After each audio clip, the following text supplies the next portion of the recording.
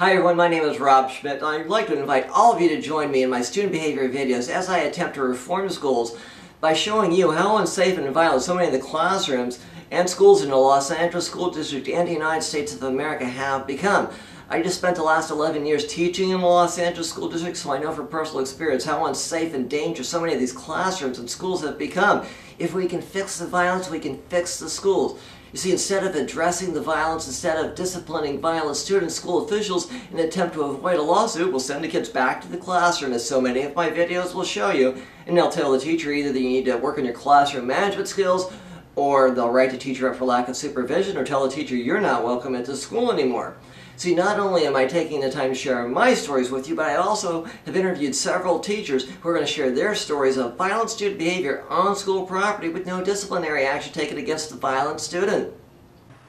Girl who pulled a knife out of her pocket on another student, and as far as I'm concerned, there's supposed to be a no tolerance, but they just told her that she was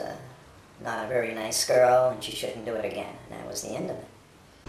We had an incident where I believe it was a 6th grade boy punched the principal and there was no consequence. Shortly after my first student behavior Joe Clark style video was released, the following article from WorldNet Daily was emailed to me by the lady involved. She had a number of encounters with violent students, including one time in which she was body slammed by 3 students, and despite the fact that there was an adult present who filed a written report, the school district accepted responsibility for none of it, according to this published report from WorldNet Daily. As you can clearly see, the problem of disruptive and at times violent student behavior is widespread, and it must be addressed before we can fix the failing school systems.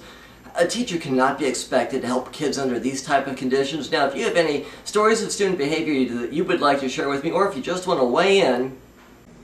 share your thoughts with me in the YouTube message center.